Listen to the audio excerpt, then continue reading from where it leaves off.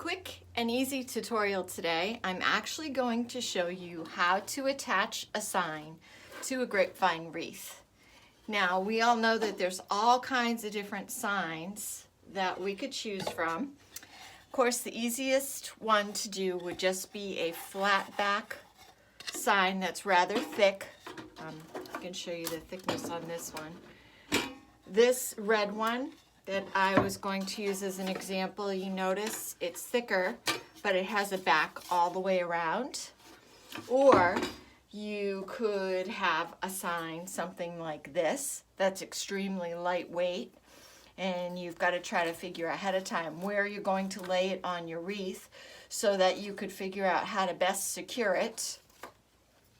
Or we could have something like this that just has enough wood on the outside to secure the sign to the wreath.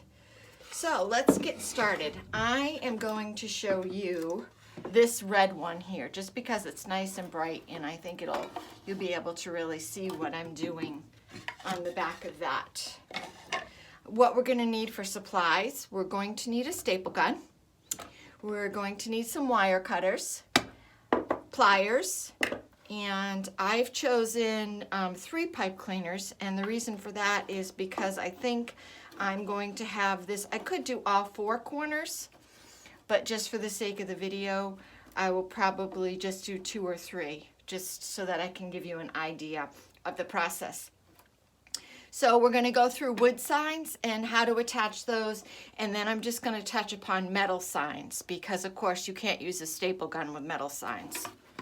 So I'll move this wreath out of the way for right now.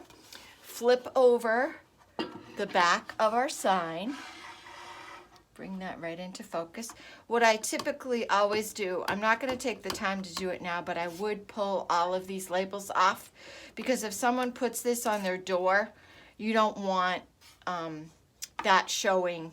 If you put it on your outside of your door, you wouldn't want those stickers showing. I happen to have a business sticker that I would place right over that. But first thing we want to do is we want to take our wreath and we want to figure out where on our wreath we want our sign. Now this one I actually want to come down just a little bit, and I know I want it on there straight. So I'm going to try to do a pipe cleaner in every corner. Okay, and I know I need to go in a little bit in my corner. Make sure I've got that centered for you. That's a little bit better. Okay, so I'm simply going to take my pipe cleaner and I'm going to fold it in half, and then I'm going to put it on the corner. Use my staple gun. I'm going to apply pressure and just staple it. Apply pressure and staple it. Now what I typically do is I plug in my hot glue gun and I just put a little bit of hot glue on there. For the sake of the video, I don't have my glue gun plugged in, so I'm not going to bother at this point, but I think you understand that. I'm just going to repeat the same process again in this corner, coming in a little bit. You could put 3 staples if you want. I'm just putting 2. And now remember, you're going to flip this over. So the corner that I really wanted to make sure I had something is this top corner up here. So remember, it's backwards because you have your sign upside down. So this is the corner that I want to put. You could also, if you have something that's kind of fragile on the front, if you notice these letters, they're painted white and they're raised up a little bit, you could put a towel down just to protect the surface of your sign. I'm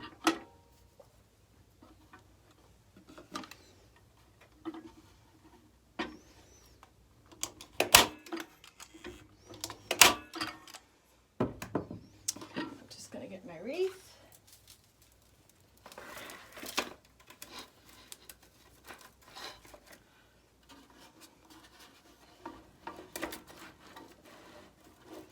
Now what I'm going to do is pull through my pipe cleaners through the wreath. And sometimes, I typically do this on my easel.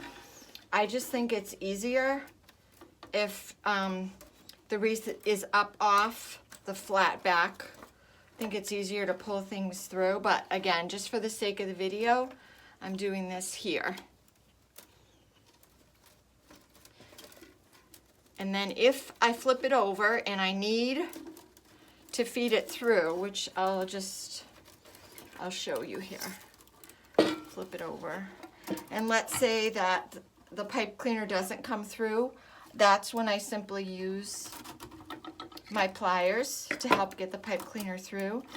Now, if you notice down here, I try to match the color pipe cleaner with the wreath that I'm doing.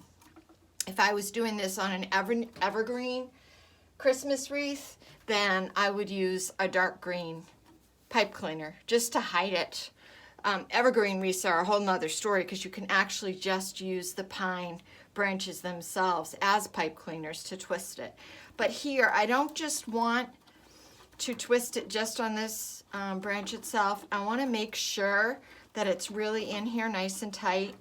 So I'm actually going to kind of interweave it a couple more times. And again, this is when you might need to use your pliers just to make sure that it's really caught in there good.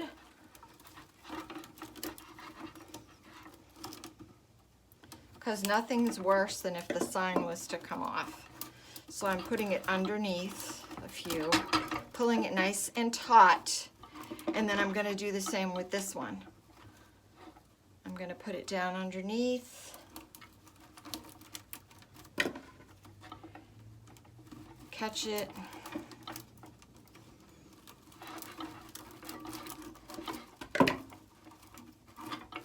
pull it up, and now I'm going to twist it. Okay, and then I would put a little bit of glue, and I would grab a little bit of Spanish moss, and I would cover it with the Spanish moss. So then I'd go here, and I would do the same exact thing. Probably what I would do first is I would flip it over and make sure that I like the position of the sign on the wreath, that I'm happy with the position, and if I am. Now, if you notice here, it's showing a little bit, and that's one reason why we use the brown. When we fill this wreath in with greenery, none of this is going to show. And the other reason why I love this process is, say I want to be able to take this sign off and use it on another piece or use it somewhere in my home, I can do that because this is so easily removable. So again, I'm just going to flip it over. I'm going to kind of get it caught in some other branches, weaving it through, and then I'm going to twist and tie it. Now, if I was finishing this off, I would cut these down, or I would actually take this and I would wrap it right around this stem all the way down to the bottom. But just for the sake of a quick video, I'm just showing you this process so that you can get the idea on how to do it. And then down here, I've got it poking through already. I'm going to weave it through a couple of these other branches. Same with over here. Sometimes, depending on how packed your wreath is, I've had some wreaths that have been really, really tight. You might have to cut some of the branches to be able to feed it through, and that's okay. And again, I would snip this, and I'd come in with some hot glue, and then I would cover it up with my Spanish moss so I have a nice finished back. Okay, so that's how we attach this particular type of sign, which would be the same process for this wooden one. Now, one thing you really want to be careful of is your staples. You want to make sure that you're using the right size staples to match the width of your sign and that you don't go through your sign. So you want to just check on the size of your staples when you're doing that. Another example for us would be this sign right here. What I would do with this is I would try to catch it. Let me just snip this. I would probably try to catch it down here. I would also try to maybe catch the O over here or the G. Now, you could do this if you wanted to do it with a zip tie. You could get a brown zip tie. You could do that. If you had a stapler that had thin enough staples, you could try. I don't typically do that because I think that this is so fragile. What I would probably do, you notice how it has the hanger here? A lot of times I try to hook the hanger in. I try to feed the hanger through. And then depending on my shape of the wreath and where I want to put my flowers, that's where I choose to connect the sign. This type of sign that I spoke of, I would simply line it up where I want it, and then I do, again, this corner. Don't really have room on that corner, but I could do these bottom corners as well to catch it. Okay, so now let's talk about attaching a metal sign. These are a little different because, of course, you can't use a stapler. You could try hot glue, but frankly, that's not going to last. One of the things that I found that really works well for me is they're called mounting bases. Purchased these, I believe, either at Lowe's or Home Depot. And they do come with a sticky back once you peel off the label. However, I always use E6000 when I apply mine because I like to know that the bond is very secure and that it's not going to come off. So what you would simply do is put a little E6000 on the back of your sign. I put a little E6000 on this, apply it to my sign, let it dry, and then you take your cable tie, and it's simply, I can show you here, you just thread it through, and then you attach it to your wreath. Now you could, if you wanted to, this has some twine, and depending on where you want to put your sign, you could use the twine, and then you could choose to use some type of cascading greenery that would cover up the twine, you know, feed it through and make it tight. But then you still have a couple of corners that are loose. So what I would do is I would definitely put one of these mounting brackets on each corner so that you know that your sign is secure and it's not going anywhere. I hope these tips and tricks have been helpful to you.